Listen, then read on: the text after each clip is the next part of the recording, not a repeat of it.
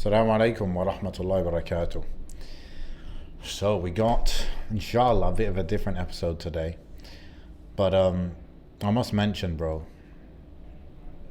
I'm sitting in a bit of pain now because I started horse riding. I don't know if I told you that. Look at you. Okay. I started horse riding I've got some last week awareness. or something. And I did my fourth lesson today. And it was the bad lesson.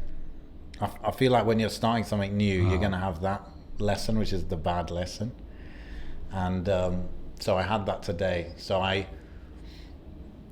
basically, when you're trotting on the horse, you have to kind of bounce with the horse. So as the horse goes up and down, you're supposed to go up and down with it and kind of catch the rhythm. And then it should be pretty smooth for you. But it turns out that's difficult to learn. But today, like I was struggling with it before, but today we did a lot of trotting and I think I was going up too much. And when I come down, I'm hitting into the saddle again and again and again and again. So the end of my spine is like bruised or something. So, yes, but I don't know if I can blame myself fully because this lesson was a different trainer and a different horse. And this horse, the other guys that I'm going with, whenever they were on that horse, they had a bad lesson as well. So maybe it's the horse. I blame it on the horse. But it's a difficult thing, to be honest. And I'm like questioning, am I doing it right? And like trying to watch YouTube videos and correct myself, and then the trainer tells me something different to the YouTube video and whatever. So yeah, but it kind of hurts right now. Well, it's not the successes that make a man. I mean, it's the failures. Oh. And I'm sure you'll get on your way. Yeah, man. I'm actually. Did you not spend some time bonding with the horse? You know, sinking. Yeah, sinking or singing. Sinking. You could sing as well if you'd like sinking? to sing. Oh, getting in sync, Yanni. Sinking. Ah, getting in sync. Yeah, I didn't do that. You know, they didn't really teach us these things. They just say talk to the horse, like tell it to move. Okay, yes, but I need to learn. It's an animal, you know. It's a living, breathing organism. You need to share your feelings, your secrets, your intentions, whisper in its everything. ear. You know. Yeah. It's not a car, is it? Yeah, exactly. Have you never seen Avatar? In Avatar, they link up with their hair. Stick their hair on the what they stick it on. The whole process. And it goes like that. Yes, I need to. That's the thing, isn't it? This is my whole life, and like this connection with nature has been cut, and we're trying to reconnect it. It's going to take a while. Reconnect. Absolutely. No, I commend you. You've drawn my interest to it because I think we've discussed before how it's seen as quite a feminine thing down in certain areas of the UK. So do you have to, I suppose you've got to wear the helmet and all that kind of stuff? Yeah, right? just helmet, nothing else. Yeah, I'd like to do it without having to wear the helmet. I don't know if the health and safety protocols will be waived for my desires down here if I was to do that. Oh, very unlikely. Liability, lawsuit. Exactly. But what's wrong with the helmet? But no, yeah. I don't know. It kind of just takes away from it all. It's not like a military helmet, is it? Or a knight's helmet. Yeah, I'm guessing it's because you could fall off, maybe hit your head on something. I'm not sure. But is the horse quite a large horse that you've got there? I couldn't tell you, bro. I don't know what is a big horse and a small horse. Not sure. Really? I'm not sure, but it's what I would expect. They have I think a couple Arabian ones and a couple. They said they were English ones. I didn't know that was a breed, but English horses. So we mostly do the English ones. But I feel like when I get good at it, then maybe I can. We can take the horses out in the kind of woods, and maybe then when I'm like good at it, I'll take the helmet off, kind of thing. I mean, right now when I'm like learning, I'm not gonna, try to get too fancy, I suppose. Yeah. Yeah, no. That makes sense. Adrian, may Allah make it successful venture for you, and I'm sure in no time you'll be galloping on the screens of your YouTube for the Inshallah. front row. Yeah. Have you done anything new like that recently? Because when I started it, I realized it's been so long since I did something like for the first time, like where I'm like bad at it, you know? No, I have aspired to, but no, I don't think I have. No, not at all. Maybe it is quite commendable though to try something, especially at your age. Not saying that you're really old, but our age, we kind of get it's kind of routine from here onwards, isn't it? For many After your people, 20s and you get into your 30s, yeah. yeah, from this point onwards, it's very much routine. Before you know it, you're having a midlife crisis, wondering why you haven't tried new things for a long time. Yeah. That is definitely something though. Definitely would like to do something like that. Yeah. Maybe Morocco, Tunisia, it's more accessible price-wise. Yeah, I actually had a discussion with my very brief discussion with my family on even learning that sort of process, and then even owning a horse in Tunisia. I mean, I've got the land for it, I've got the capacity maybe, so why not? But like you said, well, like we discussed even, I do feel like it takes a lot of time to learn, not just to look after one, but that connection. It's an animal, not a vehicle, you know. And I think getting over that initial intimidation of a beast that you have to kind of tame. I watched a film not too long ago called, I think it's called The Beasts, something like that. But the opening shot is of 3 men trying to break a horse in terms of like taming it, a wild stallion in Spain. Okay. And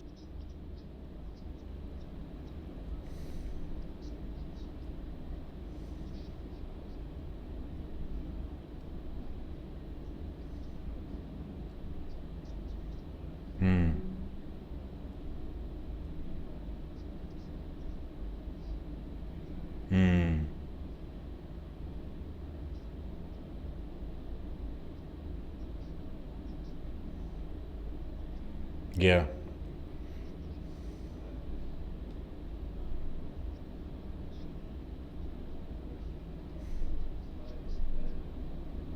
Okay. Okay. Right.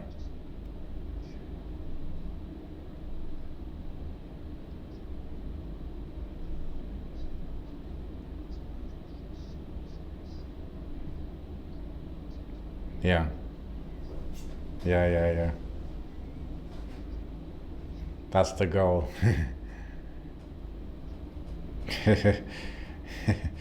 Yeah. Actually, do you know, have you ever seen like horse riding in the UK? Because over here, like the way that we get the horse to go, I mean, you can tell it, but maybe also you need to combine that with, you have to give it a kick. We also have a little whip as well. Do they do that in the UK as well?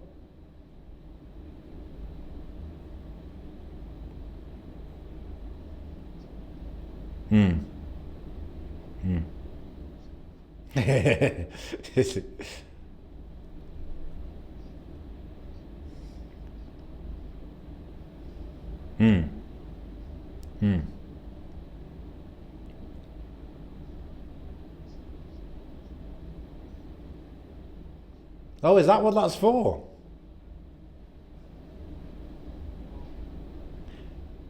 Oh, that's to kick the horse, yeah? Oh, okay. I never knew that. I just got normal trainers for now. Yeah.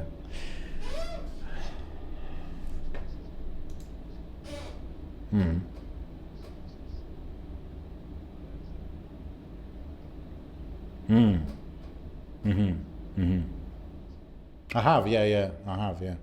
It's like it looks like a cane maybe, or no, even the one I have, it's like a cane, but it's got just at the end, just a little bit, which is like a whip kind of thing.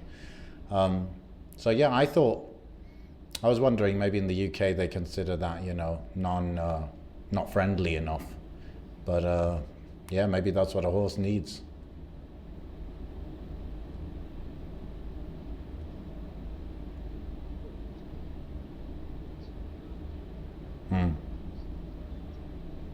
Yeah.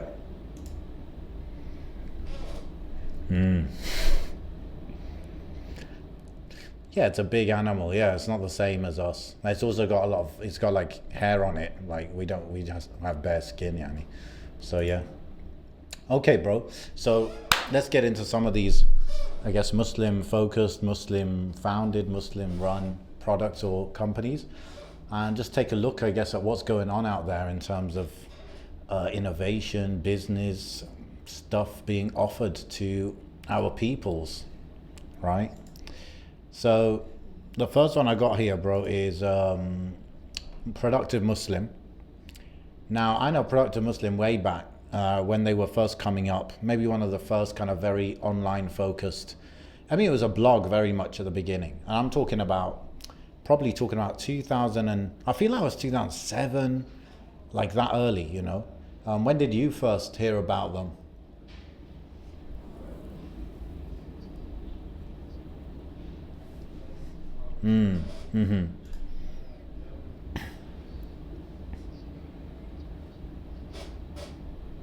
Yeah. Yeah, yeah, definitely. And I've seen over the years they become like more, instead of first they were like just blog, like just giving information, and then they start doing, I think, like webinars, and they might charge a little bit of money for webinars and stuff like that. Then what did they start doing? They they basically became more like a proper business where they were. It was all about selling either courses, workshops. What else? Yeah, I guess those two kind of things. But then there was a very, and that was like I was like kind of viewing it at that time. Then I lost track of it, and I came back and I realized they kind of gone pretty corporate. I think they got investment money, and now it's like fully focused on professionals and corporate, like selling to corporations, I guess. So now if we go on their website, let's see what they're doing right now these days. Faith-based productivity and leadership training for Muslim professionals. So for me, that says like pretty much, yeah, that typical kind of workshop kind of company. Which is a bit sad because it's like, maybe it's better for them business-wise, but for us to like see what's going on, like we don't see as much. But he does have that book, The Productive Muslim, full book with all his learnings, I suppose. So what do they got, bro? Productivity masterclass. Yeah.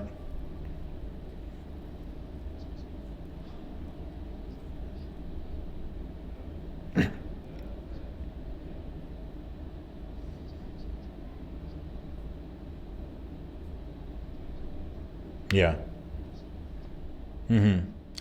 Yeah. Yeah. Yeah, that's true. And this is like harder to do, I suppose. And so they're gonna be in a market of one kind of thing. So Mohammed Faris, the founder, he wrote a couple of books, and then he's got Productivity Masterclass and Become a Certified Productivity Trainer. So that's kind of cool. Like that's like, you've made it when you're teaching people how to become a kind of coach. You know what I mean? Productivity Masterclass, can't see much going on there, but I guess I think it's an online course, the Productivity Masterclass. But with this certification, so I guess you could become a productivity coach, and instead of coaching individuals on productivity, they're gonna coach coaches to do that. So they remove themselves from that direct to the client relationship, I guess. Spread Baraka culture globally. Baraka culture, what's that about? Yeah, bro. So that's Productive Muslim. What do you think? I mean, seems pretty proven thing with a Muslim twist. Yeah, definitely. I mean, like I said, at the time, Yeah. there wasn't anything like Yeah. it, and it was definitely really useful, especially for students, right? Because well, I suppose I was a student at the time when I discovered it, so it was really useful back then. Um, I must admit, I haven't dipped into it since, but it sounds like they've kind of evolved throughout the years, Yeah. and they've capitalized on the experience that they've gained into a more, well, I suppose, benefiting the corporate kind of side of things, Yeah. which is necessarily needed. especially as we get more organized.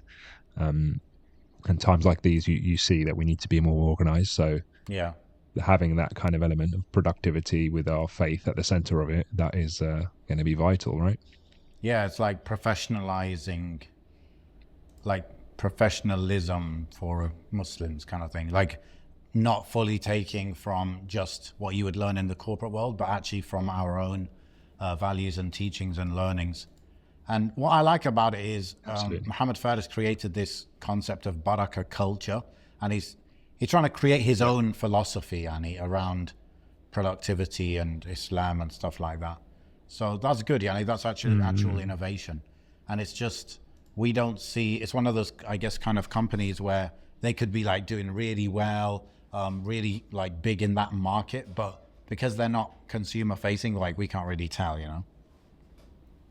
Absolutely, yeah, absolutely. No, may Allah bless them, and it's a really good initiative. I think we'll see that. I don't know how long they've been looking at this kind of niche for, but I'm sure we'll see the fruits of it Yeah.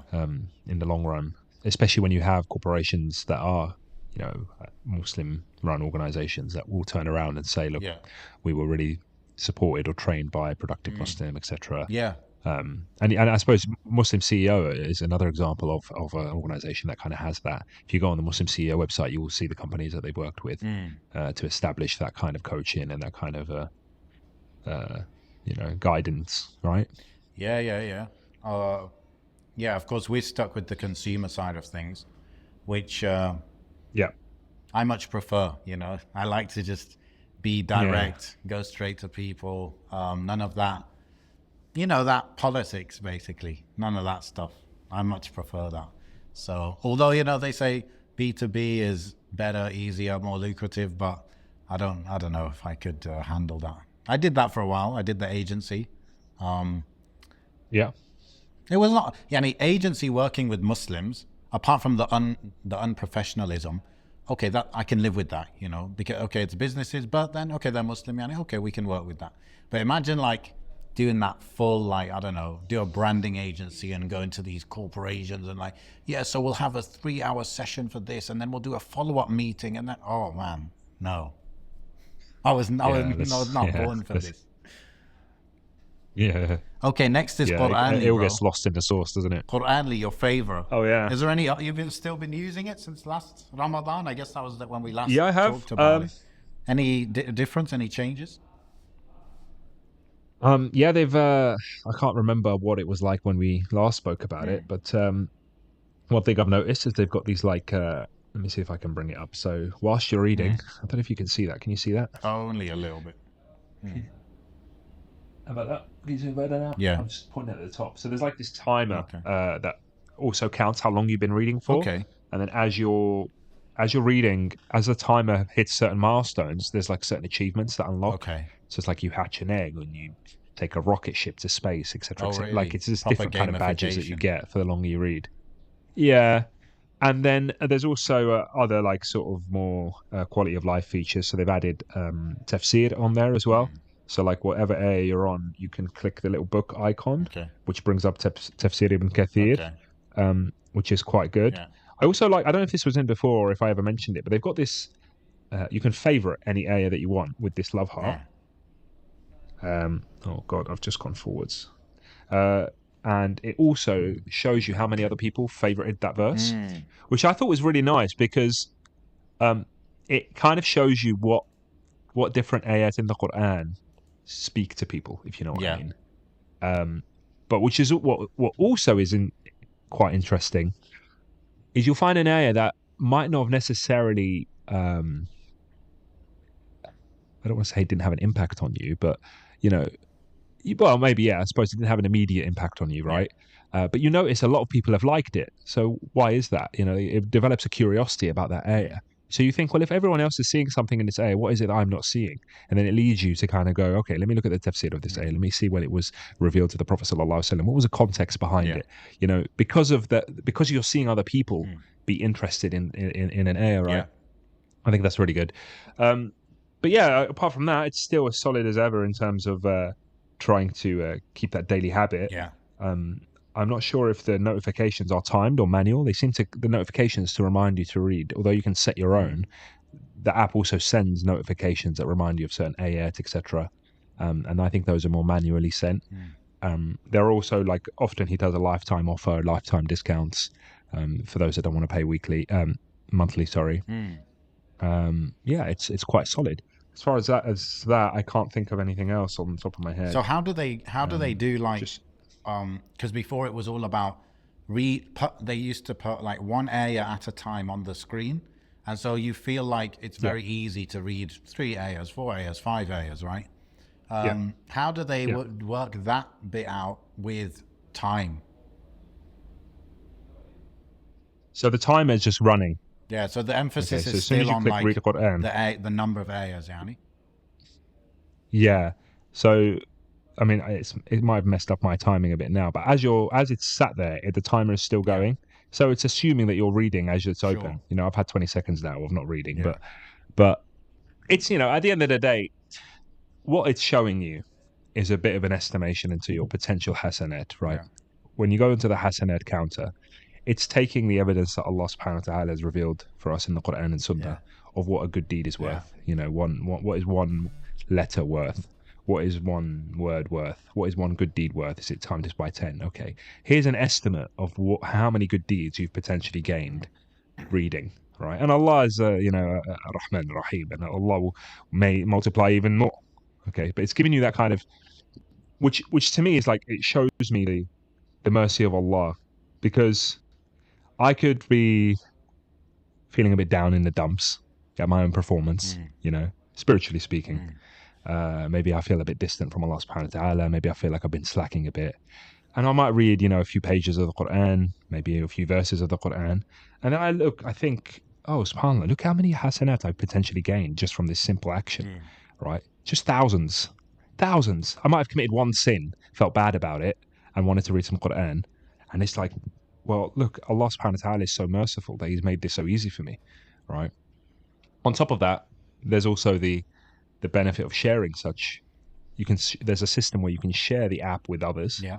and then once again it will estimate how many deeds they've gained, and then add that to yours, right? So they'll have that in a separate category as bonus. It's at the bottom, bonus hasanat, and it will show you. Like at the moment, I can't remember how many. I might have not sent it to as many people, but it's sat at like 2 million hasanat, bonus hasanat, which is, hands free, nothing to do with me, right? So yeah, I think it's just a tasteful. I don't want to say twist, but a tasteful method in encouraging people to read the Quran, because at the end of the day, that is what it is, right? I'm just really glad they've added the tafsir element in there. They've added, obviously, they've got the translation in there, and it's not just about reading the Quran, but there's also the element of understanding. Of course, you can for those that may struggle. I mean, I struggle sometimes to pronounce certain things, but they've added the color coded tajweed. Okay. In there as well, which you can change in the setting, and they've also added, actual audio recitation, so you can tap the audio and it can listen to the ayah being recited. They've also got the script as well. I think they've got Median script and then the I think it's called Indo-Pakistani script or something like that. I think those who know what I'm trying to refer to. That's it. Yeah. So I mean, check it out. There's other apps as well. I think there's Tertil, which is a pretty good contender, and that uses AI. I think so it's very good for memorization, right? So it uses AI, I think, to kind of listen to your audio and correct you, and also there's like filling in the gaps, etc. And I think they've gone down that route of like trying to assist with the memorization side of things. Yeah. And I think Qur'an's really doubled down on this accessibility for those who may not read Qur'an that much, who really want to build a daily habit. Like the preset recommendations they have are like 3 verses a day, 5 verses a day, 10 verses a day. Yeah. And I don't think there's more than that. Yeah. You can obviously read more than that if you want to by just going past the counter as you're reading. Yeah. But it's really for those people that You just start maybe the habit. struggle picking up the Quran. Keep the habit going. Yeah.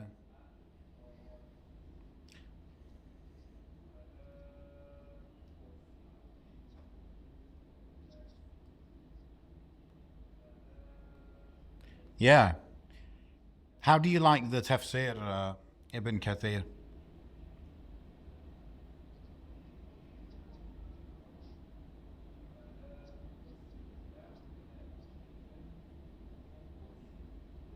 Yeah.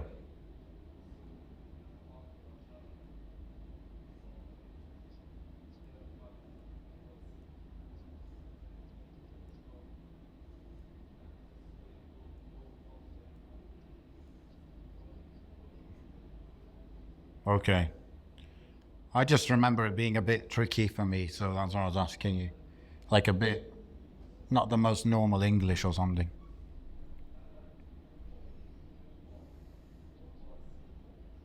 Oh, right. Okay. Right. Right. Okay.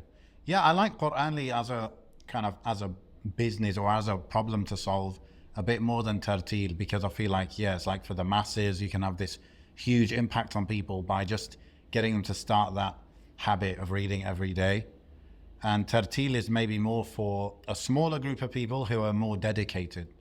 So that might be better from a business point of view. Maybe they'll stick around more and pay for longer if they're like more dedicated. But I just kind of, I don't know. I like the mission of Qur'anly. I like the whole gamification and habit building side of it, I suppose.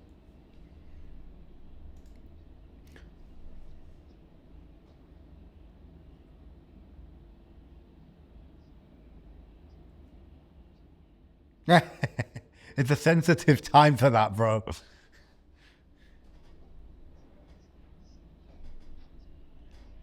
Yeah, actually, I like that. I don't think they're competing. I like the fact that they haven't tried to do both, right? So they could have done that. They could have said, "Yeah, we're going to get people to read the Quran, and we're going to get help people to memorize the Quran, and this and this." No, I like specialization actually, and like niching down. Like that's actually cool. That's pretty sophisticated, kind of business wise as a business decision.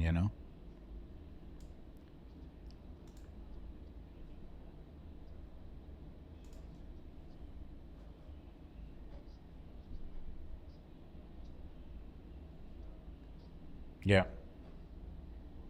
yeah, yeah.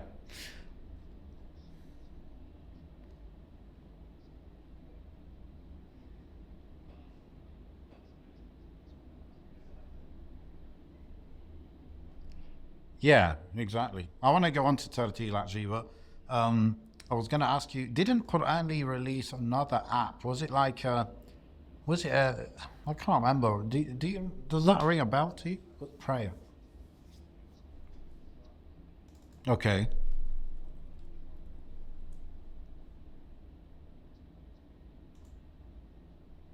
Yeah. Yeah.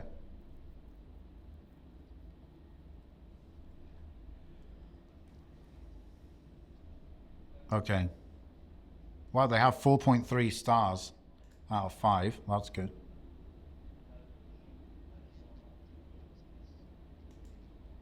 Hmm.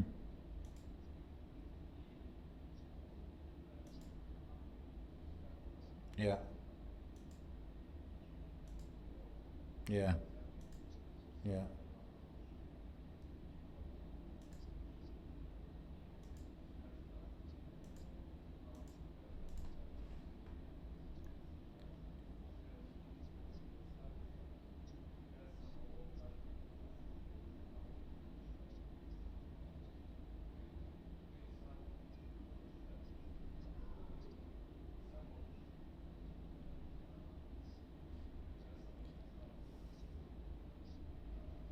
Yeah.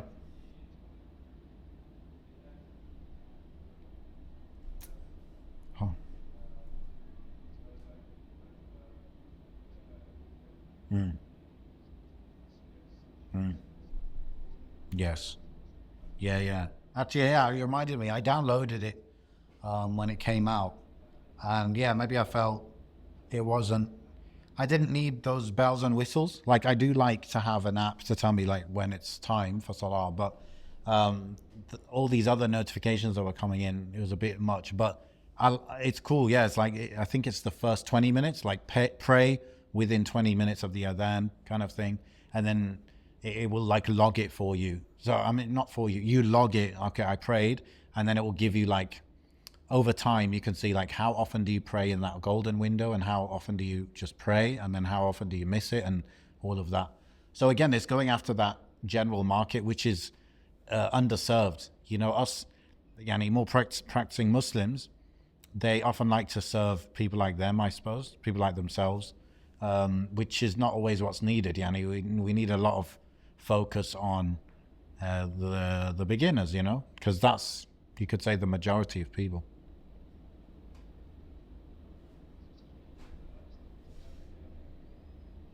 Yeah, yeah, yeah, yeah, yeah.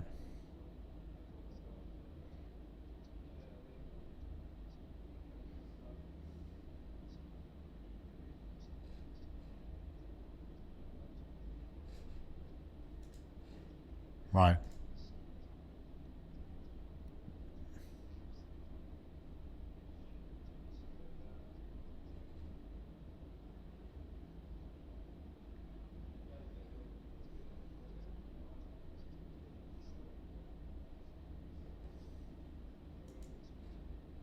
Yeah. Yeah, alhamdulillah. And I think it's free, right, Fraley? I think he made that free. Yeah, and that's the other good thing is because Isa, he knows about business. You can see the benefit of that coming through now in terms of he was able to market it and get it out there. He was able to make it make sense financially, and also make it very accessible. And then he's even been able to make enough money, I guess, where he can invest that in an app that's free. Yeah, yeah, basically. So the business side of things has really benefited him, and that's I guess what we need more of. We need more business acumen. We need more people being organized. We need more people being professional in, and then applying those skills and those Yep. things to these kind of problems and the solutions they bring for them, rather than the typical Muslim charity, Muslim organization, which is very much, you know, disorganized.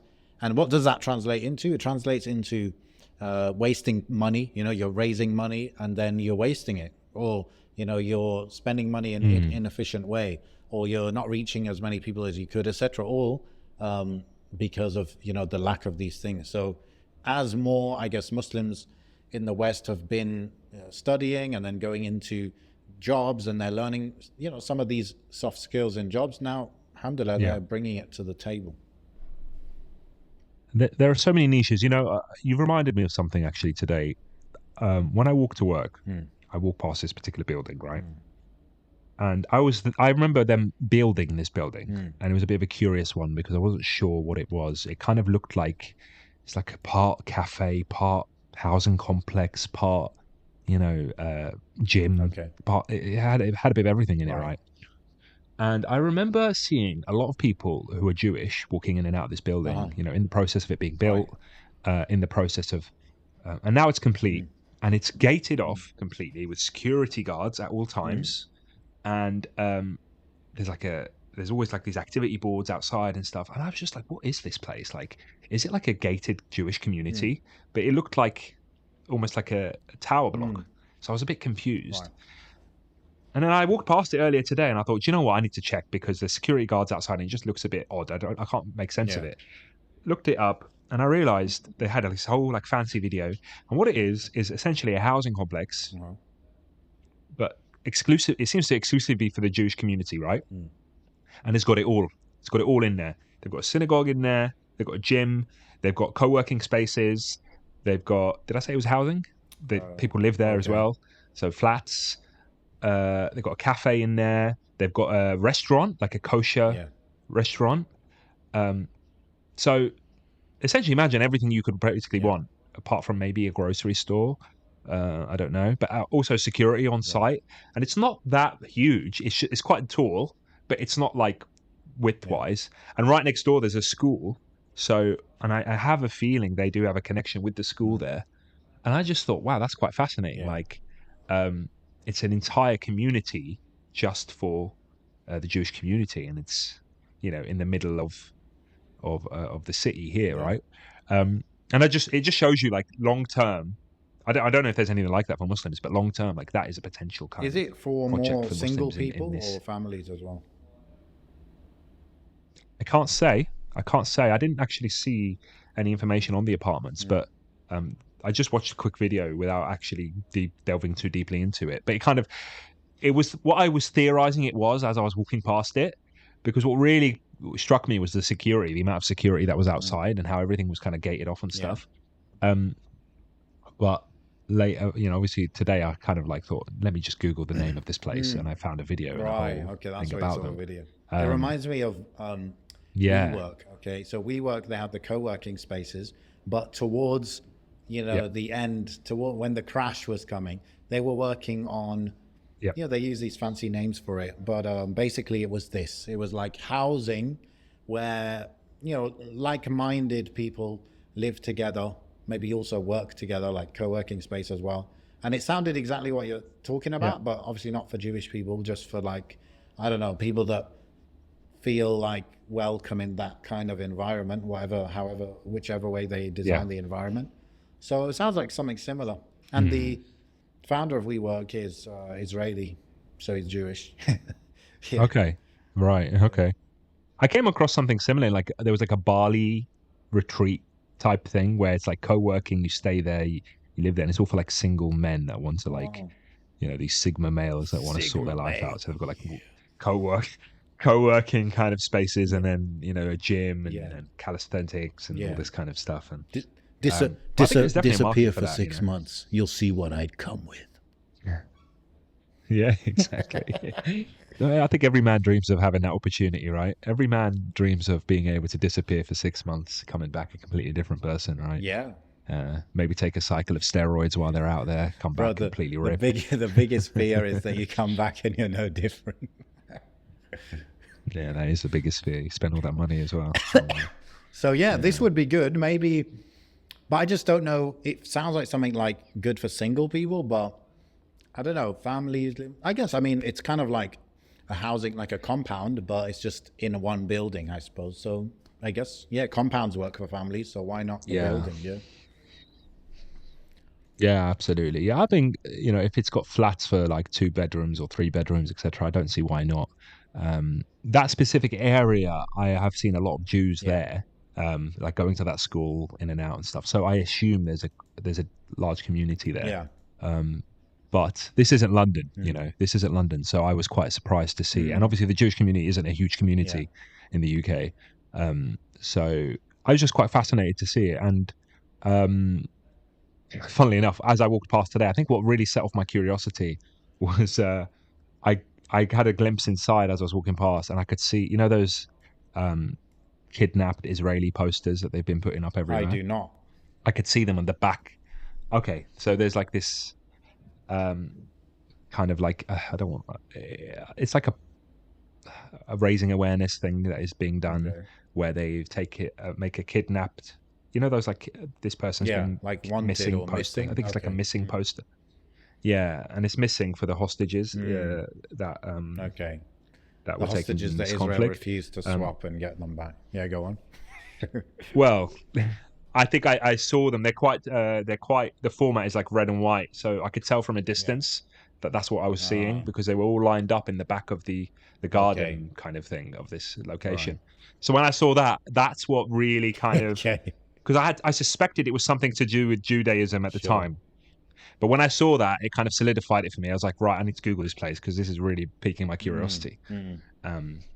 What fascinated me though was that this was even on the forefront of the video, they were very clear that this was for Jews. And I just thought, I didn't know you could, at least with housing and stuff, you could be that specific. But there must be a way of. Yeah. It reminded me a bit of Sharif's project in America, where he said that he can kind of vet who lives there, right? Yeah. And I think what Sharif is doing is also something we can mention. It might not be necessarily a product one can purchase, but for those that do go and purchase land there, that is definitely a project worth mentioning. And if there's people that haven't heard our episodes with Sharif, definitely check them out. Muslim Homesteader.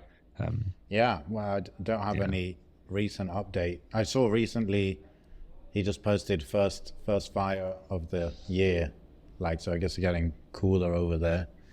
But yeah, Okay. doing his thing. I actually sat down with someone. When was it? A few days ago. He came here from Canada. Mashallah, he went all in on Turkey. He bought a property here. He got citizenship, and he's got a lot of experience from Canada in hunting and camping and trekking and all these things. So he was showing me his Oh yeah. pictures, bro, like hunting deer, turkey, grouse, with rifles. No, not with bow and arrow. He said that's very difficult. But yeah, with the rifles and shotguns Yeah. and stuff. So yeah, he said we'll organize something together so I can learn from him. Of course, we can't hunt out here because guns here are only allowed for citizens, right? Oh, but he is a citizen. Oh, I like Okay. that. Okay. So, so yeah, yeah, that would be good to go with someone like really seasoned with this stuff. He said, I've been going out camping like fully wilderness, no electricity, nothing. Yeah. Like with my kids when they were like, he said, I did it while I had 3 kids who were still in a pram, like they still couldn't walk fully. Oh, And he's like, I wow. was going that age, like with the kids, and they've grown up with it, you know? Yeah, absolutely. Yeah, that sounds amazing. You know, you could probably do stuff like that in Zaire, no? Absolutely. Yeah, why not? I mean, for these Yeah. things, Yeah. you need safety. You need to know that there is access to emergency things if you really needed it. I need to watch Yeah. out for those wild boar, innit? Yes. Tell me about it. Yes, they are very, very Aggressive, beastly, yeah. aggressive, especially in our Yeah, neighborhood yeah. in Tunisia. So you Unfortunately, can hear that'd them at probably night, be the actually. biggest thing you can hunt over there, right? I mean, are there any deer or anything like that? I don't think so, right? Mm, not that I know of, at least not in my area. There must be in forests and stuff elsewhere, Hmm. but it's more of a culling kind of thing where we are. That when we're hunting wild Oh, boar, so it's not they because hunt the we're boar, trying to but eat just them. don't eat them. Yeah. Yeah, I mean, I'm sure, and I think I'm confident there are people that sell the boar to, you know, non-Muslims, and probably some restaurants probably cook it Hmm. and whatever in touristic areas. I don't know if that's still the case I now, see. um, Interesting. but but predominantly the main reason is because of culling and Overpopulation. protecting farmland and Hmm. stuff. Yeah, absolutely, absolutely. Otherwise, they just eat all the crops, right? Right. Okay. Yeah. Yeah. They're tough. They're hardcore. Okay, bro. Tertil. Absolutely. So we talked about Tertil already. The thing that I just think of with Tertil is how sick their website is. How Apple-like it Oh, is. really? Yeah. If you go on it, Is it? tertil.ai, it's Let just me the have a look. smoothest thing I've seen in a while. If you just scroll Really? through it, you're gonna see what I mean. Okay, okay. Oh, here we See what I go. mean? Oh, wow. Yeah. Straight away. Yeah. Yeah, yeah, yeah. Yeah, mashallah. So, Tartil, your AI powered Quran companion. So, they did pretty much specify it says Tartil advances your Quran memorization by interacting with you as you recite. So, it is pretty much fully for memorization. I've had a few people tell me that they used it for memorization. It does work. Majd actually, Majd said he uses it. Another friend of mine.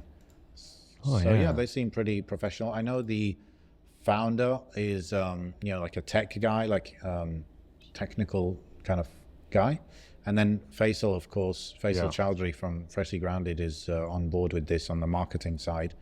So it's cool. I think he's like the founder is what's it called? Ex Google, or you know, one of them big shot kind of people. Yeah, absolutely. Yeah. Oh, here we go. I've got them all up here. Uh, got the CEO, It started off as CTO. Iqra. It was founded by Mohammed Musa, and then it got created in San Francisco Hackathon, and then it was called Tertil. That was 2018. So it just shows you how long you kind of got to grind of this. But it doesn't say, it doesn't have anything where it's like, you know, the guy. Oh no, here we go. So Bottom right. Yeah, right at the bottom. Amazon. He's an Amazon. He's a software engineer at Amazon. And then the other guy, he has experience from Facebook and Coursera. And then we have someone who worked on Ethereum. So that's pretty cool, bro. Like all these Muslim guys with this kind of experience coming together for the sake of Allah, you know. Absolutely, absolutely. And as a design guy myself, I just love their kind of branding and Yeah. the running theme that they've got, and both with Qur'anly as well. Like they know what they'd want to do, and they go and do Yeah. it, as opposed to a disjointed mess that we are historically known for. Yeah, I just wonder if they're like love it. actually profitable. Because you can imagine, you know, I'd like to think these three guys, they would. I mean, maybe they're taking a big hit on their salary that they used to have. But there's at least 4 guys in the about page, right? So that's 4 salaries, and then we know Faisal's working on it, and they probably have some others. So it's a lot of, you know, cost, and then their premium plan is only $10 a month. So you need a lot of those $10 a month for this to make sense. Do you know what though? You could probably, maybe they're already trying to do this, but you probably could strike a deal with certain Quran schools, certain Islamic education centers, even maybe some Islamic universities and stuff, give them some licenses and whatever, and definitely, you know, go down that route. And because it's cheap, and it probably has to be a bit cheap. You have to go down the volume route, and that's a quick way to do it. They do have like an enterprise plan, so maybe they've added that because they're going down that route.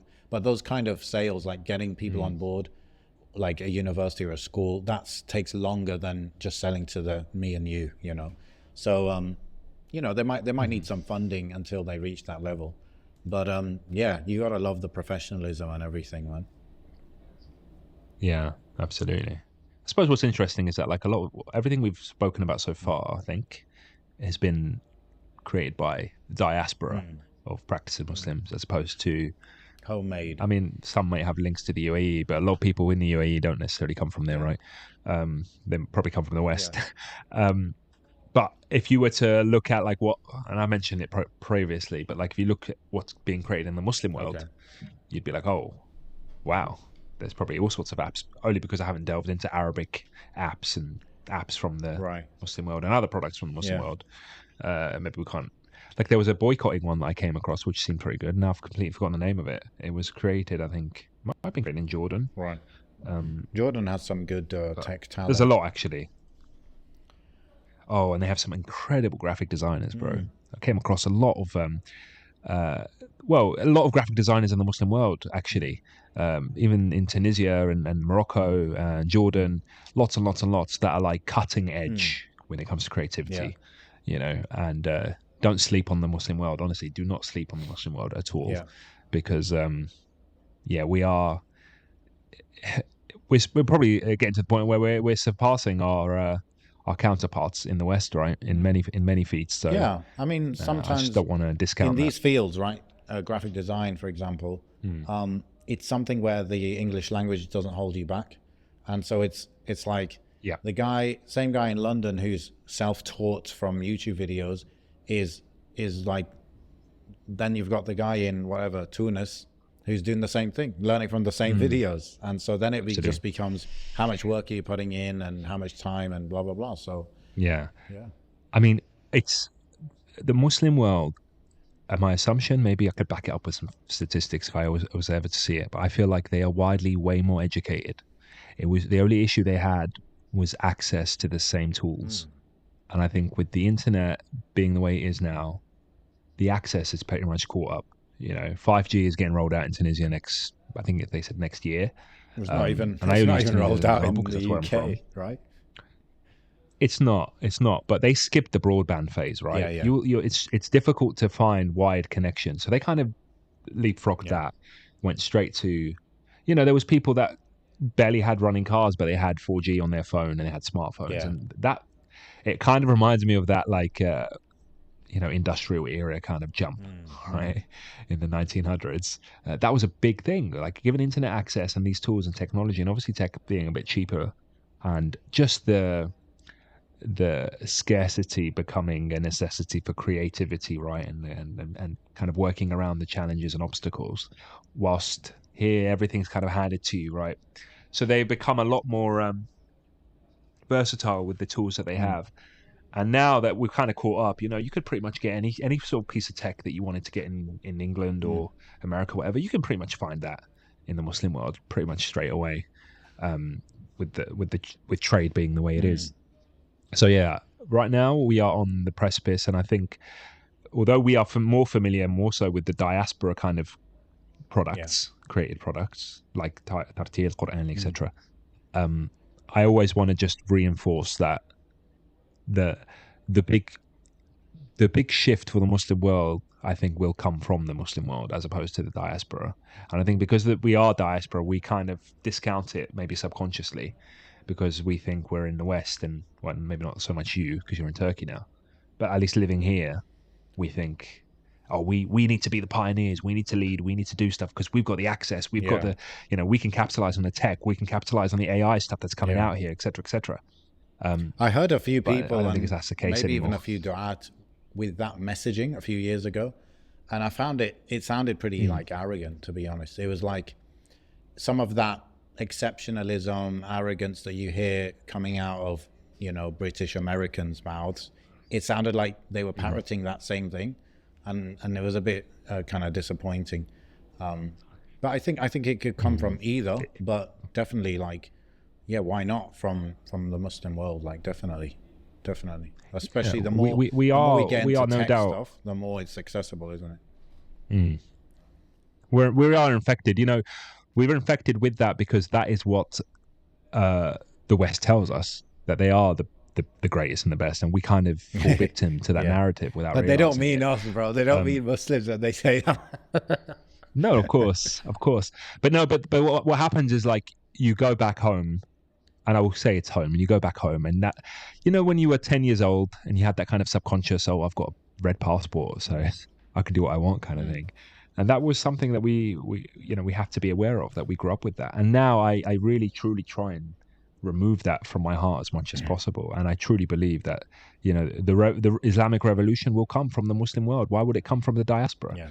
We haven't got the strength that they've got. Now you've got a different red passport. Somebody... I'm guessing Tunisian's red, is it? Mine's green, actually. No, it's green. It's green. Moroccan? It's green. Like Morocco. Oh, I haven't got it yet. I'm in the process. What colour is it? But I'm not sure. I haven't looked at my mum's one. Probably green as well. I'm not sure. What about Algerian? I've looked at my wife's one's green. I think. Yeah, man. Yeah. Yeah, man, it should be great, inshallah. Looking forward to the future and looking forward to that. And for those that do speak Arabic and stuff, like just dip your toes into the content if you haven't already. Like try and see what's cooking because it looks delicious. I came across Dr.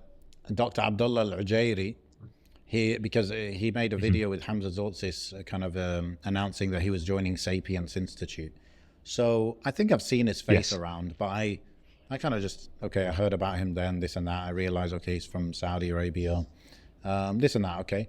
Then I saw he's got a podcast, pretty big podcast in Arabic. So I listened to an episode. Yes. And I was like, yo, this guy's kind of my flavor. Very, very good, mashallah. Like, obviously very knowledgeable. But it's just, there are a few du'at or mashayikh similar to him that I've known of. One of them lives in Turkey, one of them in Jordan. And they're all kind of on the same wavelength. They're very knowledgeable. They're very good at communicating and expressing. And they're very in touch with the problems people are facing these days, let's say. And they're very united on the concept that, look, the challenge is liberalism. The challenge is inferiority complex. The challenge is these things. And so they're constantly touching on those points. And of course, bringing their deep knowledge of the Sharia they have as well, and it's just really refreshing, really good, and it's all done in a very professional way as well, mashallah. Yeah, you know what? Absolutely. And if you if you think about it, like grassroots level, you've got these creatives that are doing like podcasts or doing the social media, whatever it is, Mm, or even short movies and stuff like mm, that are on a really grassroots mm, level that are on par with whatever someone with all the tools could do in the West, mm. right? But also, like, think about it even corporately, right? There's Muslim countries like trying to create automobiles and cars, and they're heading in that direction as well. Like Tunisia has manufactured, they've got a car called Wally's car because they know there's a problem with importing cars in Tunisia and how expensive it is to purchase a car, Okay. and they're trying to kind of subvert that by building cars in Tunisia. I know Turkey's obviously got Tunisia, yeah? that kind of same thing Bro, going on. if Tunisia can Bro, make a search, car, that's sick. That's next level. bro. Out of all Honestly, the countries. if you, No it's offense, a little Yanni. 4x4 kind of thing. I think it's called. Hey, chill, chill. But in 2006, right, and they've got a production output of 600, which is obviously tiny, but the car's Yep. pretty funky looking, man. The car is very How funky do I looking. spell it? Um, so it's like one word, Wally's car. Yeah, but how do I So say it? Spell it. W A L L Y WALLY. Yeah. W A yeah S C A R. Okay, Wally's car. What a funny I name. would share my screen, but the connection hasn't been very good today. Yeah, yeah. Okay. So Wally's Car is a Tunisian car manufacturer founded in 2006, based in Benarouz. Production 600 units per Mm. year. They're mostly used in Africa, Europe, Middle East. The company sells in Panama, France, Spain, Qatar, and Morocco. That's solid, bro. They've got 120 employees. It's solid. Mm. Yeah, but it's what fascinates me is it's not about you know it's just having the cojones to do it. Yeah, yeah. That's what really fascinates me, because this kind of inferiority thing that especially a post-colonial country would have. Yeah. Like we used to only ever drive down the French roads. We'd never drive down the old Arab Mm. roads because the French ones are Mm. better. That kind of narrative, Yeah. right? And that kind of narrative really found its way throughout a lot of post-colonial countries, Mm. Tunisia, Morocco, Algeria, etc. Mm.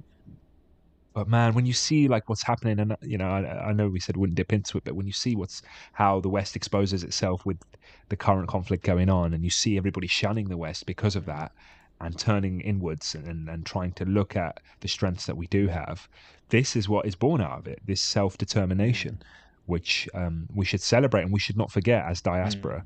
And this is why I'm way more interested in rallying behind Muslim countries than I am in kind of not doing so, I suppose, whatever the opposite of that is. Yeah. Yeah. See what you mean. It says 80% Yeah. of the cars are exported. I wonder why that is.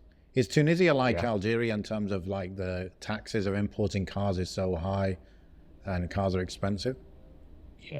Yeah, absolutely. Yeah, I mean, a £2,000 car here is probably over £10,000. Yeah.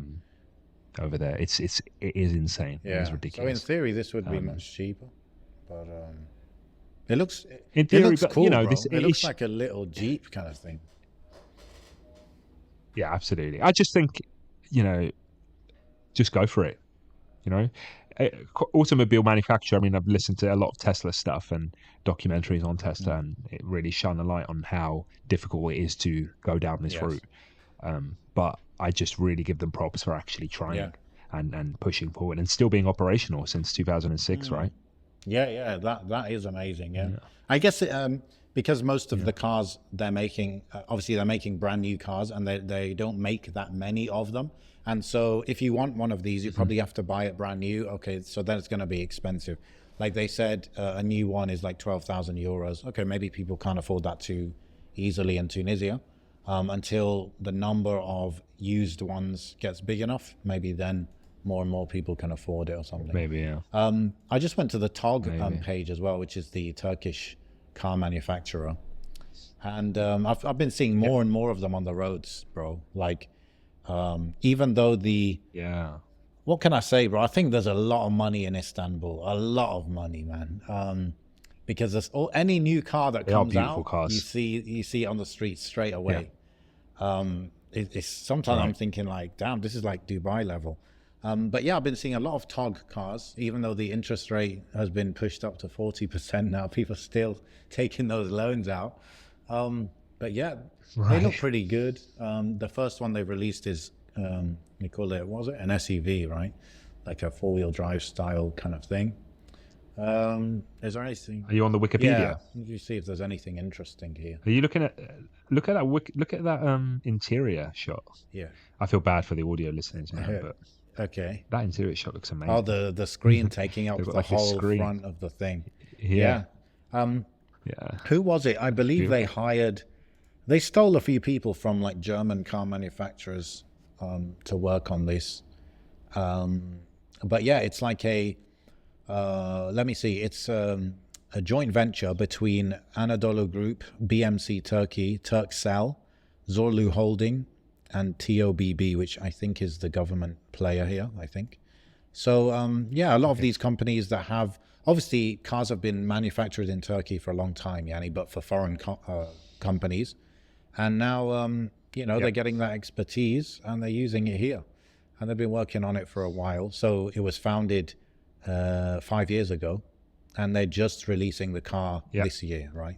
So that's what it takes. And they've got a couple factories, I believe.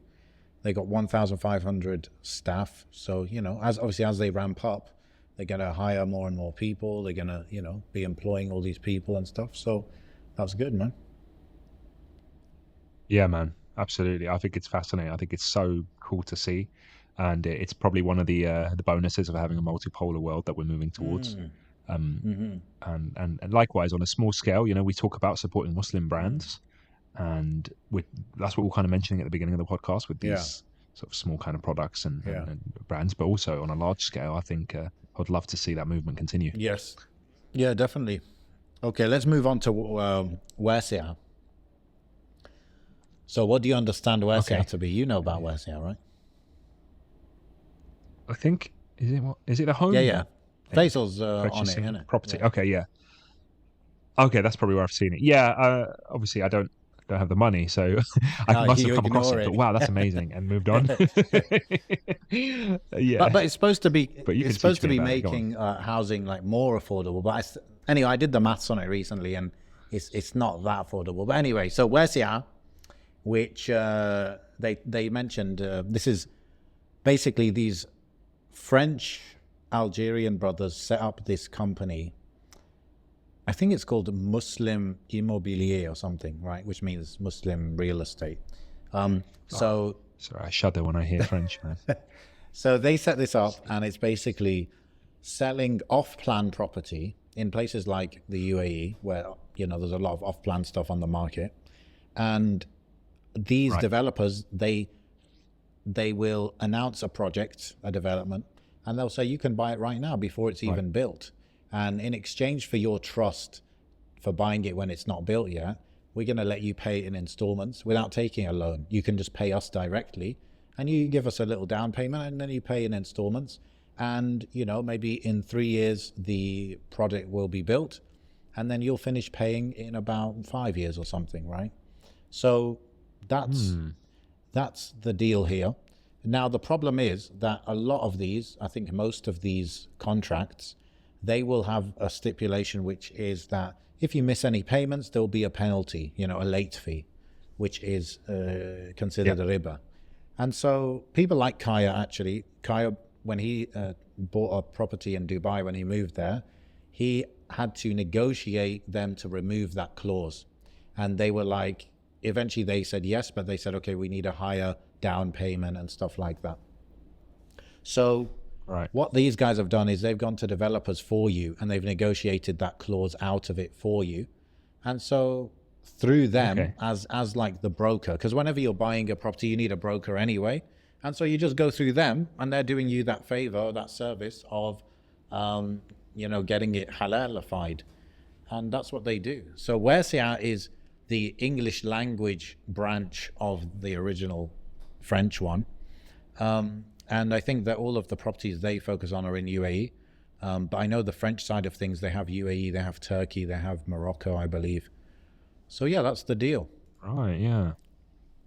God, definitely a lot of familiar faces on their Instagram page. Yeah, they got a few I think influencers I've on sat with board. almost everyone on there.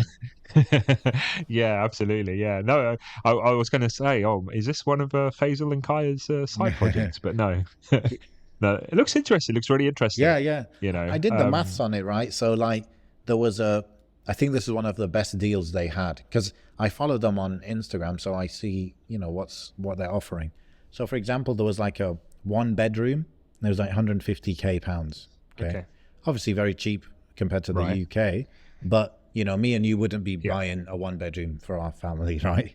But let's say we could squeeze into it, and they offer a very low down payment of 10%, so you need 15k for that, and then it said something like you then pay 1% a month.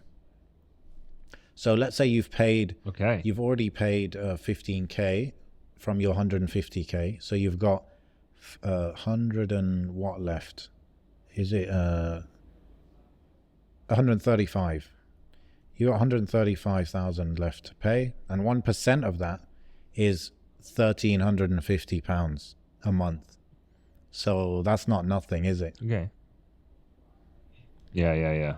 It's It's not. like, how much do you need to be? Let's say you're living in the UK, you probably need to be bringing in what, 5-6k to have an extra £1,300 lying around. I don't know. Maybe I'm exaggerating. We're talking about buying property here. You're going to have to anyway, Yeah, no for matter how sure. Yeah, many yeah, ways you yeah. try and spin It's it. just, I Yeah, don't know. I guess maybe their messaging was all about it being within grasp. But it is more in grasp than yeah. others, right? I suppose. Yeah, definitely. I would really like to see something similar for just purchasing Uh land. huh. I think that'd be a lot more accessible because building a property Right. is probably a lot more interesting to me Yeah. That. in a Yeah, that Muslim might be like country. a Tunisia thing or something. I could see that. That's yeah. Yeah. I mean, it's in our blood, Dahi. How many red bricks do you see in Algeria and Tunisia and all these countries? Like red brick is always about because people will be building Yeah. homes for generations and Yeah. generations, and it's And never they won't finished. finish the But it's top always being floor built. because you never know when you want to add a floor, right? Akhi, wallahi, that's it. My building has got the same, you know. So I need to be thinking about that. My I forget that I actually own a property. uh, So yeah, alhamdulillah. big boy, you don't need no Yeah, Westia, man. bro. You need to give me some of that Bro, I just Westia. alhamdulillah. May Allah bless my father, bro. It's life's work. I've inherited it. Yeah, yeah. Allah yarham. Taqabbal min. Alhamdulillah. But that's what it's about, isn't it? That's A what it's about legacy. because I don't have to. Yeah, I don't have to think about that now, which is it feels like cheating the system a little That bit. is a but burden really off and your truthfully, shoulders, yeah, for sure. Like if yeah, nothing yeah, else, yeah. I can go to Tunisia and live without paying rent. Like that is quite a big, weight off your shoulders, yeah. Alhamdulillah, yeah. If push comes to Yeah, shove, yeah. Obviously, like I always see, I see the West as a lemon to squeeze. Take what you can. Don't let them hear Oh that, no, bro. honestly, I don't care. They can hear that. Who are they anyway? They can do what they want. Yeah. Take what you can. I mean, that's what we did, right? That's why we came here. It was an Yeah, it was a economic thing deal. It was for a lot of people to transaction. make some money and go back. We give you cheap labor, you give us some money, and squeeze the lemon. Yeah. Absolutely, squeeze that lemon. And when the lemon has run out of juice, but in there, then we'll see. Yes. And what kind of fruit is Tunisia? Tunisia. Have you had Hindi? Must have had Yeah, Hindi. I prickly don't know if pear. there's much juice in the Hindi. Yeah, that's what Tunisia is. Oh, interesting one. It's kind of harsh on the Yeah, it's like outside, but you've very got to get into the prickly and a lot to get through before you get to the. And then even when you get to the fruit, you're not sure about it. even when you but- get to the fruit, there's loads of stones in it. Yeah, exactly, bro. Exactly. But it's worth it in the Yeah, end. we call it Hindiya, not Hindi, but I know what you're talking about. It's pretty delicious. It's pretty You know what I'm unique. talking about. It's nice. Some people they just can't eat Alhamdulillah. fruit with that many stones in, but yeah, you just kind of swallow them, innit? Those stones, I know we're going off on a tangent, but it's those stones in life that remind me of the dunya, right? That remind me that it's not meant to be perfect. Okay. You know? Philosophical. I always say Yeah, that. yeah. It's true. It's true. Oh, actually. There's signs and everything. But bro, actually. there are Use always everything you people can who to remind want yourself. they want the seedless watermelons and the seedless grapes. Yeah, but it comes at a price, okay? It comes at a price. Comes at a price of taste. Comes at a price of GMO, nutrition. bro. GMO, plastic packaging. Yeah. When the more we chase for the dunya, for the Jannah in this world, the more we ruin the world that we're in. It's true. I mean, Okay. let me think of. I haven't actually thrown any in the We table. have Simply Smashed from your I want to contribution. Yes, I wanted to talk about Simply Smashed. So Simply Smashed, it kind of came to my attention on Twitter because his username is Murta Saqib, but his name is Saqib. He is I guess, the founder of it, and there are a lot of I don't want to say fast food, but there's a lot of smash burger sort of places in London, especially Muslim ones. So I'm not saying that this is a revolutionary idea, right? But what I liked about it is that I came across this brother and I liked his personality and his tweets and stuff. And then he's very open about any project he's working on. Okay, so I saw the process of Simply Smash being kind of created. He's actually working on a clothing line at the moment, so I'm watching him do that. That's quite interesting. And it's that transparency that is really genuine, because like when someone smashed the window of his restaurant, he tweeted about that, and then I was like, oh, if I was to walk past any other burger joint that had a smashed window, I wouldn't really think twice about it, right? But because I've developed this familiarity with the brother through the social medias, it meant something to me. So when I didn't know where it was at first, because obviously it's in London, and I remember driving past it by accident one day, and I was like, oh my god, it's here. I need to come here, inshallah. Mile End. So like next time I was in the area, I went, yeah, Mile End is where it was, but I didn't know at the time. I hadn't really looked. But I visited. He wasn't there actually when I visited. It was a bit on the whim, and the food was delicious. I even posted a Google review. I put a little photo up. Food was absolutely delicious. But what I really liked, there was a big Palestinian flag hanging on the wall. The TVs, there was 2 TVs, and Al Jazeera was on. No music, obviously. There's a little area for prayer, and because I know what the brother represents, I know that I can feel welcome here, and I think their social media. If you were to go on their Instagram, you will see that it's a bit of a it's funny actually. I was sitting down and there was 2 customers like waiting for their food, and I could overhear them talking, and one of them said to the other, oh, I know the owner, yeah, he's a bit Twitter famous. I was just sitting there laughing like, oh, so this is what it is. This is like this is how this brand, this restaurant has grown, right? Through capitalizing on that sort of Muslim Twitter social media space. So you might have seen a few viral videos from there. They've got like what is it called? What are those like punching machines where you can hit a high score by punching a bag? They've got one of those in there as well. They get a few Muslim influencers to come and try their luck. And I didn't try it when I was there. So what was this brother doing before this restaurant? I believe I don't know what he was doing like on his day job, but I think he also created Mini Deed. Remember me speaking about Mini Deed? Yes, I do. I don't know if it's still running. It doesn't look like it is. Oh no, maybe it is. Can't be sure. But I'm pretty sure it was him who created Mini Deed as well. So it seems to be that he gets an idea and he just goes for it, right? And from that to Simply Smash to this clothing line that he's trying to do, I'm just like, yeah, go for it, dude. Action take. I really hope it was him that did Mini Deed. Otherwise, it's going to be I hope it was him that did Mini Deed. Otherwise, it's going to be very embarrassing for me. I've actually never had a smash burger in the UK, I don't think. Well, if you're ever back in the UK, in London, we'll have to reunite. Yes, inshallah. Actually, speaking of that, if you want a Muslim world business, okay, there is Salt. Go for it. If anyone, most people that go UAE, I feel like they've heard of Salt and they go to Salt.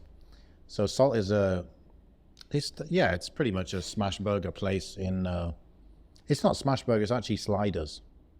It's a sliders place in the UAE, and there you could say, I guess they're known for their marketing, their branding, very, very strong. It was started by an Emirati woman, I believe, and they just smashed it. They just took over.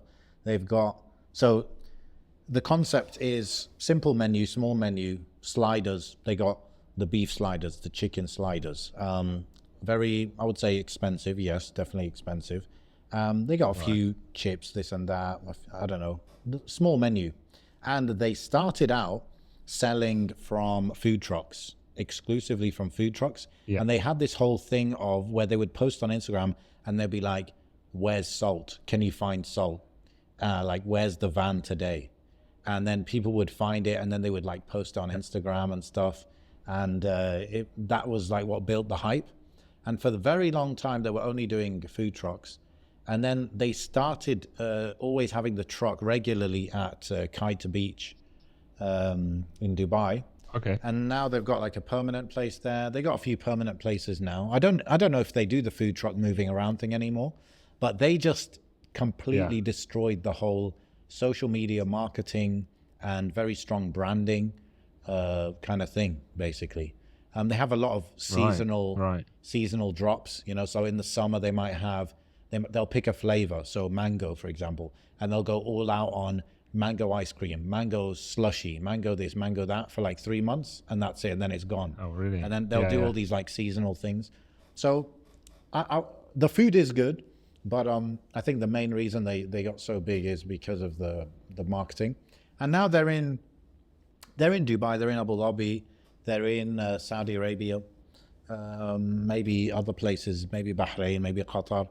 And they've got other brands as well. They've got like sister brands like Parker's. Parker's is not focused on the burgers, it's focused on other stuff, maybe more, you could say, cafe kind of food, but even more pricey. So they always go premium, yani. But it's considered a solid business success, and it's it's a UAE thing. I can't say there's anything. I'm looking at it now. Yeah. I can't say there's anything uniquely Emirati or Muslim or Arab about it, but it's a success story. No, absolutely. No, this is it, bro. Like when I look at this kind of branding, I'm like, oh, it's just so good. It's just so good. Yeah. I just love it. I just love it. And any sort of like graphic design with Arabic writing, it hits this spot of like pride for me, which I can't, you know, it actually, I get super halal jealous because I want to be like that. I want to be that good. Would that be your dream job? But we're kind of stuck in no man's land. Basically, do you want to be like Sami or Abdus Samia? Isn't it Abdus Samia, is it? It's Sammy. Okay. I think no. I've thought about it a lot actually, but no, because you become a slave to that client or that.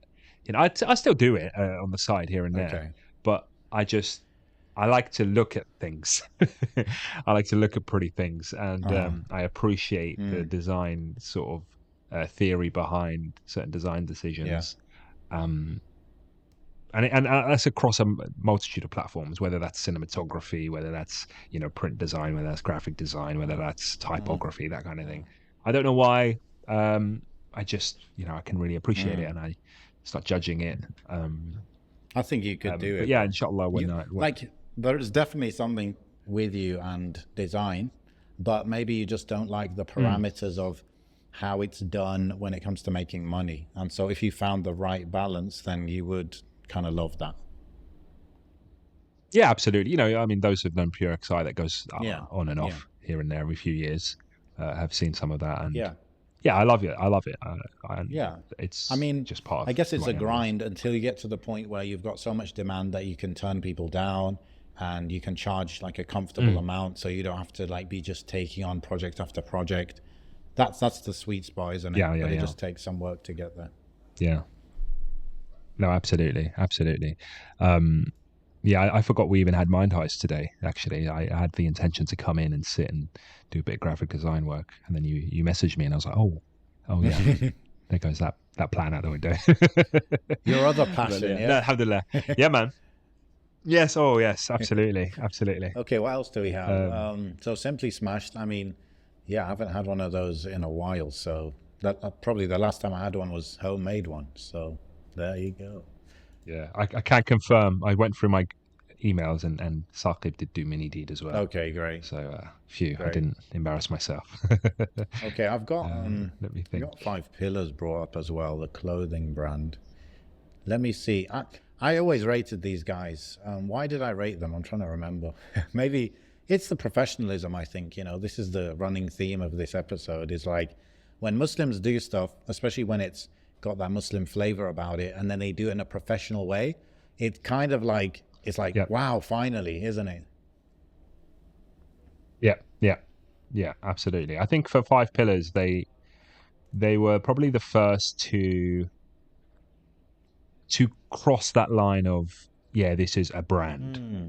as opposed to a little project, maybe. I don't I know. agree. You know how they did But that though? like, and when it terms, You know how they did that was it was go the for it. influencer marketing basically. It's like if we and Okay. I don't think I don't know, but the way you do influencer marketing to build a brand, if you don't want to become the face of it, if you like, the influencer behind it, then what Yeah. you got to do is you got to carefully curate which influencers you work with, and you try and get them bought into the vision, and they happily kind of promote it, and then the people, the values that those influencers carry with them will be put onto the brand, right? And that's what will create the brand, Yeah. is those influencers that are promoting it, their values together makes this brand you've now created. And I think that's what they did basically. They did that was, I think, 90% of their initial traction was influencer stuff, and then after that it might have been a bit like word of mouth and stuff. 100%. Yeah. I mean, and even the goodwill that they have, like I'm on their website now, and um, they've got a Palestine sort of collection going at the moment, but 100% of the profits will be donated to Palestine. And that's always a great um, way of doing it, because it is pretty difficult to do 100% of the entire Mm. thing, because you can't manufacture without Mm-hmm. something to actually get that manufacture process Yeah. going. But I remember doing something similar with Pure Oxide, just getting the profits to go straight to charity on a particular collection or whatever. And that's it. It's the community feel that they have, and I'm sure they're much more popular in America. I think Yeah. where they're, is it America or Yeah, Canada? I can't America, remember where they're yeah. LA from, actually, so than it's fully elsewhere. that fashion world. And of course, many kind of, I don't want to say imitators, because I think there's plenty of room in the Mm. industry, but many have come and gone, um, and they have remained Mm. firm. It appears still running. Yeah, this is Um, what I realized I got wrong I about clothing is it's nothing to do with, it's not nothing, it's very, I would say it's like literally 25% is the design, and the rest Yeah, is just the branding, the feel you give and that people want to associate with, really, you know. yeah, yeah, absolutely. Um, yeah, I mean, it's one of the things I'm very passionate about. I think it's just my circumstances have kind of held me Mm. back. But it is, once the ball gets rolling, it is really a very exciting kind of industry to be Mm. in. Um, and I'm sure I looked into the gentleman behind Five Mm. Pillars, and I could see that same excitement and that same passion was Bro, definitely he's a there. cool You dude. know, they've collaborated with Nike and Casio, and even like Malcolm X and the Malcolm X legacy or Mm. whatever. Um, and just imagine seeing that, like that is so Yeah. awesome. But what I will say is that it's also uh, it's a slippery. It can be a slippery slope. The industry. Yeah. Um, As you see from the it's website. very. Oh, I haven't seen anything yet. Oh yeah, I suppose. Yeah, yeah, yeah. Yeah, and it depends how lax you want to be, or what you even believe. Yeah. Where your beliefs are in terms of certain things and the permissibility of certain things. And I'll be blunt. It's utilizing music and utilizing women in your marketing and that kind of thing. And that was always a burning temptation, I can't Yeah. lie, in Pure Yeah. XI, like using, because that's what every other Yeah. brand Throw a uses. little trap beat. You know Yeah, throw a little I don't know, music, whatever here. um get the sisters to wear this and that, because there's also, you're talking about half of the species, the human Yeah. species, you could also be marketing to, right? And despite not doing that on Pure Mm. XI, 50% of my customers are probably women anyway. Yeah. Yeah. um which Allah Alam whether You wouldn't how they like, wore that and where they you wore that, wouldn't but expect that, or maybe I wouldn't. But now I fully get it. I fully see it. Like this kind of like branded clothing, hoodies, let's say. I can see how, yeah, 60, yeah, 70%, 80% even would be women buying that. yeah. And it's, bro, when I say diaspora, this is it. Yeah, This is like one of those really core diaspora yeah, yeah, brands. yeah, yeah. Um, I can see this is because like typically for me, I would say, Muslim American culture put into, and it's like yeah, it's kind of like specifically West Coast, kind of liberal, right? Because like even on the website, and yeah, this is a good thing. They're like ethically sourced, sweatshop free, these kind of things. For yeah, me, yeah, that's a yeah. flavor of that. What's the word? That urban liberal kind of thing, if you know what I mean. Yeah, absolutely. And it goes with the territory of uh, a somewhat marginalized community, a somewhat marginalized population being Muslims in Sure. Yeah. America, especially post 9/11 and Yes. stuff, Yes. trying to reignite this pride of Islam Yeah. within them and to actually display that on clothing out in Exactly. public. And they use public figures, famous, like whether it's Muhammad Ali, you've got one right here, whether it's Malcolm X, you've got that on another top. That famous Property of Allah Yeah. jumper that Mike Tyson wore once, that kind of thing. And using that as a sort of ship to carry that pride for Islam and pride for your identity to the youth that are wearing this stuff, right? Um, he reminded me actually somebody who was it? I think it was Musa.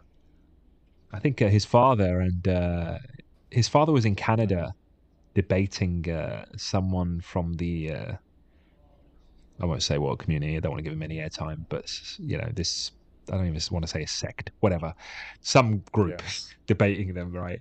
And he sent me a video. He's like, "Oh, look, my father's making this YouTube video. Look at the crowd." He does this little panning of the crowd, and there was someone in the crowd wearing a Pure XI Sick. jumper, like an old one from the old Sick. days.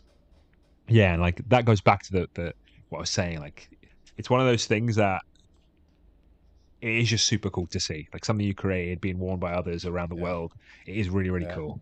And you were talking about Sammy earlier. Like, Sammy is a graphic designer that we're all friends with, and he's been in the game for years now. And I remember like I was upstairs once in my sister's room just getting something, and I realized there's a poster in there that was that he'd created, but I didn't realize. I've been looking at it for years. And I was like, oh my God, this has like been hanging in the house for years. And I took a picture, sent it to him, and he was like super, super excited just to see that as well, right? Um, when your work is out there, that is beautiful to see. It is really beautiful to Yeah, see. for sure. Yeah, so this is cool, man. This is very For sure, for professional, sure. very well done. And it's a hard business to succeed in, that's for sure. I Everyone has that temptation to do a clothing brand. I could see myself messing around with it, not as a business thing, but as for example, members of the front row, they can get some stuff. But it wouldn't be a business. Yeah. Um, Yeah. okay. Yeah, I mean, I bring Pure XI on and off all the time. It's off at the moment, but Yeah. like that doesn't mean that I don't sit there and think about it every day. By the way, You I don't know? know if you can say But this yeah. here, but why is it off now? Because as far as I understand, it was print on demand, so you don't have any costs sunk into it or anything. It's not doesn't require money to keep it Yeah, going. I think there's still it's not about money to keep it going. It's more about money to make it grow. Right. So if You it's not know, growing, you'd rather and not have it without a just marketing, lying around there. yeah, because even having it just hanging around is a bit of a Okay. drain on resources. Um, so I think I I feel like if it's not growing, there's no point in it just sitting there stagnant, and there's not enough money to make it grow. And I don't, as much as I do uh, like the print on demand process, it's still this artificial limiter that doesn't really let you be free. And my head is full of ideas, and I've got so many concepts and so many amazing pieces in my mind and on my files that, like you said before, the marketing is the most important thing. Yeah. Anything really. And I truly believe this. Like, anything can be great and be worn and look good if the right people are wearing it. You know, if anyone can prove that, like look at Kanye West's stupid, you know, stupid projects that actually end up getting popularity, right? Because if it's the right people wearing it, then you know, the masses will flock, so to speak. Not that Five Pillars are going down any sort of outrageous or outlandish kind of clothing. No, they're not at all. But like you said, it's about that marketing. That's a very expensive process if you want to succeed, and that is why many do try and fail. Not fail, they go for a bit and then they stop, because you start having to get into the big leagues, and you really need to be taking a loss for quite a few years, because you need to push a lot of money into marketing before, you know, getting into maybe any kind of profit. Yeah. Okay, I don't know if you thought of any while we've been speaking. I think I'm going to say, I don't know how long we've been recording, but I'm going to say I've got one more left. And that is Muslim jobs. So last episode, I just found out last episode that Kaya's involved in Muslim jobs. I saw Muslim jobs. The founder, I guess, he did an interview with, what's his name? Faisal on Freshly Grounded. I did not listen to that one, but I got the gist of what it is. And then I found out Kaya's involved. Okay. So it's basically find jobs in Muslim companies. So I guess it's like Indeed for Muslims, which I you know, many people I heard trying this, thinking of doing this in the past. I always thought it might be a bit niche. It's a bit of one of those ones where are there enough businesses that are bothered about only hiring Muslims, or vice versa kind of thing? I guess there are a lot of employees who would like to work for, you know, with a Muslim environment, but vice versa, this and that. I was always not sure. So this guy's going for it. I don't know how long it's been around, but I'm pretending it's new because I've just heard about it. One of them ones. Yeah. But yeah, bro. I guess it's like one of those B2B ones. It's founded by Waqas A. He's working on tech for Muslims. He's a full stack developer. Oh, he's based in Pakistan. So that's cool. Non-diaspora. Oh no, it says based in Netherlands, bro. Sorry, bro. There we go. So he seems to have been working on this for 1 year and 7 months. And he was an anonymous software engineer. Oh no, software engineer at Fonto, whatever that is, for 2 years, 3 months. He sounds like a fresh guy, but he didn't look that young when I saw him. Or maybe I just forget. So yeah, bro. So based in Holland, he is Pakistani originally, and this website, it's muslimjobs.io. So it's a job board created to connect professionals with Muslim companies and organizations. Let's find you a new job, bro. Let's go to... Bro, look at this. Do you want to be a firefighter in Saudi? I'm looking at it right now. Sick. I was surprised that's not only for Saudi. Firefighter. Let's search for some jobs. I'm going to find you a job right now, bro. You've just gone through every job on there. I think there's only 5 pages at the moment. Okay. What do you mean you've just gone through them all? Fundraising manager. Okay. There's 45 jobs. There's 45. There's all these UK ones like charities. Media manager for East London Mosque. Okay. Youth coordinator for Islamic Association of North America. Tartil is hiring. Right. This is a great initiative. Yeah. You know, a lot of these jobs are I think they might be quite old though, because it says like 30 days ago. Oh no. 30 plus days Some of them ago, are new. Yeah. There's a couple that are relatively new. But no, like someone has to be the first to do this. And even if it's early, then that's great. They got their foot through the door, right? And I think this will only grow and only get more and more relevant. It reminds me of Faisal's mission. Like Faisal's mission in Freshly Grounded was always to like one day create a sort of conglomerate company that can really cater towards Muslim employees and then cater to the Muslim community, right? I remember hearing that. And this is going to be, this is part of that process, no doubt. Yeah, I don't know if he's involved in this, by the way, but he did interview the founder. No, yeah. So let's see. They got some. What's a Liwaya? Liwaya. It kind of looks like some software thing, but They're passionate about creating the world's best Islamic marketplace. Okay, that's what it is. E-commerce kind of thing. So yeah, bro, which one are you applying for? Let's have a look. Counselor at Masjid I'm Dar not es really looking Salaam. for work at the How moment. much do they pay? Are they saying? They're not mentioning the compensation. Okay. Some of them do. For some jobs. You see now, actually, I was kind of looking to hire someone, okay, but would I put it here? I just feel like I would get like zero applications, and so like, why bother? I don't know. Maybe I'm just too. It depends, doesn't it? It depends because it depends on the price. Oh, it says pricing here. Actually, here we go. I guess Oh God, here we go. Okay, so there is a free plan. Free plan, one free job posting, and then the premium plan is post unlimited jobs, recruiter tools, one premium job posting per month, $400 a month. I guess that's for like recruitment agencies, maybe. So that's recruiters and recruiting agencies, and then you've got the company one at the bottom. I see. You see that? Companies and startups. So it's free, and then So they're both kind of 5% free. of first year salary. Okay. That's not bad, you know. That's not bad. I like that. I wonder if you can guarantee that though, because although you've created a funnel, so that someone can be recruited, as soon as you've got the email of that person, they can run away. They can run away and do it behind closed doors. Like a lot of people do that with Indeed. You know, you go apply for a job with Indeed, and Indeed have got this whole process of like keeping it within Indeed, keeping the interviews within there, and keeping everything within there.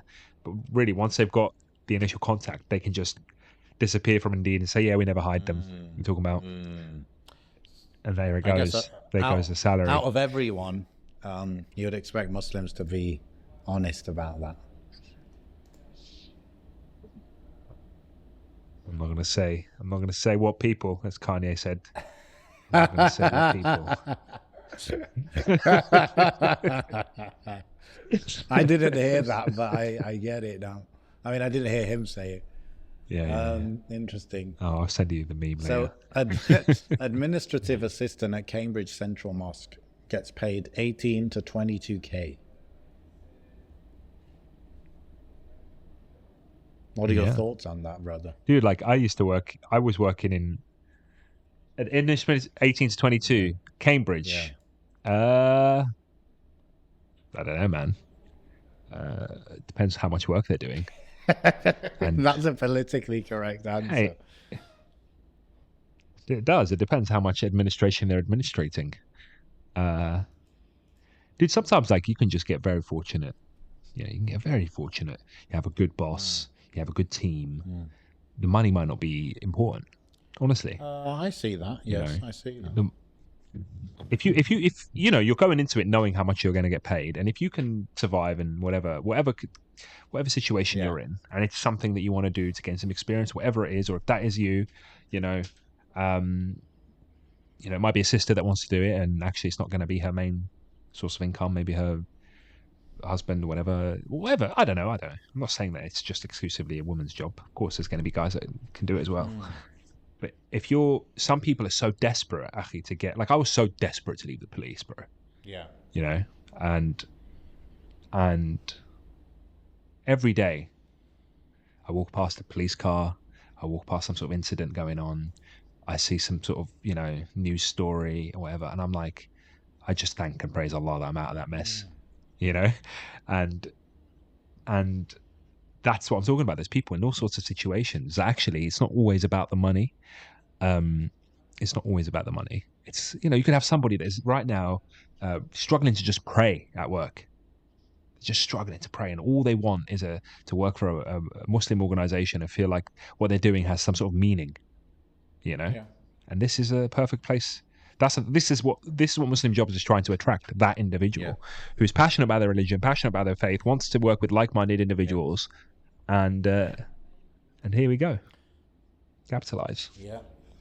Inshallah, there's enough people. So they're going to get more and more. Yeah, inshallah, Inshallah, interesting. You said there's 45 jobs, but only 5 of them are fully remote. 6 of them are fully remote. That's interesting. I thought it would be more than that. Yeah.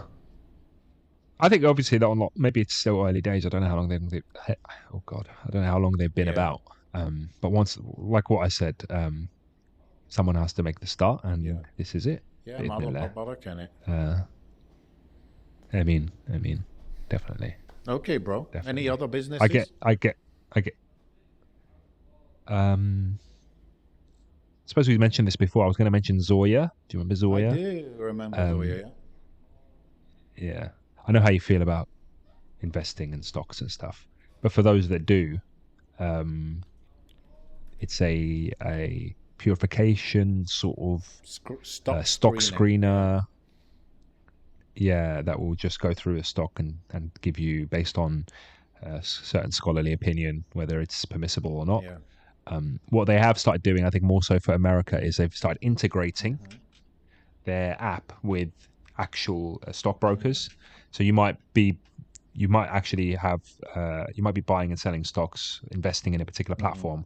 Now they have got a level of integration where that can just track automatically your Yeah, portfolio, as opposed to you manually doing it as we did before. yeah. Um, I can see that on their website. So they you have see, portfolio tracker, and it will tell you like, oh, 4% of your portfolio is questionable in terms of like the halalness. yeah, Yani. 4% is yeah, non-compliant.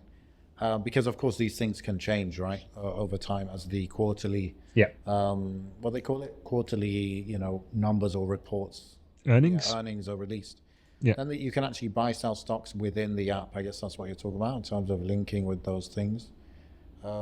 Reliable Sharia uh, compliance reports, screener. You can donate and pay zakat on there. Yeah, bro, it's professional yeah. again, mashallah. Yeah, 100%, 100%. You know, you can see where they've been collaborating. They've been mentioned on Bloomberg Business Week, Yahoo News, a lot of other sort Yeah, of platforms. Um, yeah, man, it's there. It's absolutely there, and it's necessarily needed for those that are going down that route. I definitely use it. Um, Not so much. I don't like actively use it because I'm not buying and selling and investing all the time. I kind of just have a fund that I put money into. Um, but no, definitely very, very, very useful for that field. And I just like the professionalism of it, yeah, and I like the professionalism of everything we've discussed today. You know, the slickness, the design, the thematic sort of qualities across the board, from Quran to Tartil to Zoya to all of it, bro. yeah, It's beautiful to see. yeah, It should be celebrated, and um, we discussed about boycotting this and boycotting that. Um, the next level of boycott is to buy from Muslims and to support Muslim businesses and to kind of keep that money internal. And, you know, it reminded me of when I saw that building today that I spoke yeah, about. You know, Jewish community is well known from buying and selling to each yeah, other. And there's no reason why we can't do that, especially as diaspora. We're going to do that anyway in Tunisia and Morocco and whatever, most of the time at least, unless well, even they're trying to do that more. There's a running theme now where like you'll see the Instagram videos of boycotting, and they're like, we don't need McDonald's, we've got Msimman and we've got Raghayev and we've got Grand Teta and we've got, you know what I mean? All these, like we don't need that mm, stuff. And likewise, if you like, I was speaking to my brothers the other day. I said my brothers, my yeah, companions, and I said, you know what, boycotting in London is pretty straightforward because you don't go to McDonald's and KFC and all these places. You go to Simply Smashed and you go mm, to that Afghan restaurant and you mm, go to like that. Food is quite easily accessible to find alternatives and better food, yeah, really. Um, and likewise, comes to clothing. Maybe you could support that. It comes to this, support this. Comes to if you can find a Muslim alternative, and if we can create alternatives that are actually of decent quality, then it's a no-brainer. mm. Yeah, and as we can see, they're coming bit by bit. They're all coming out.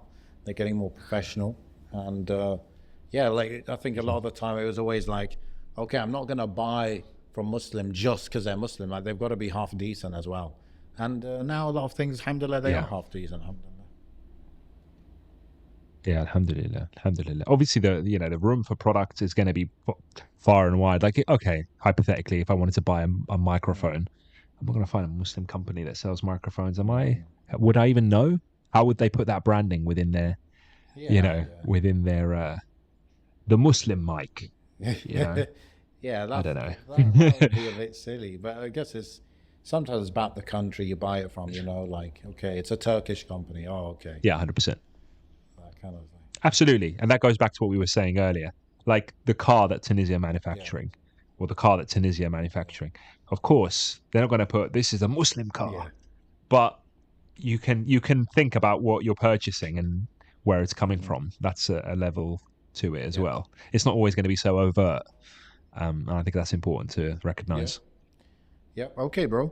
Yeah, Jazakallah man. khair. That was interesting, actually. That was more interesting than I thought it might be. Alhamdulillah, good. So, yeah, see you next time, everyone. Subhanakallahumma wa bihamdika ashhadu an la ilaha illa anta Inshallah. astaghfiruka wa atubu ilayk. Assalamu alaikum.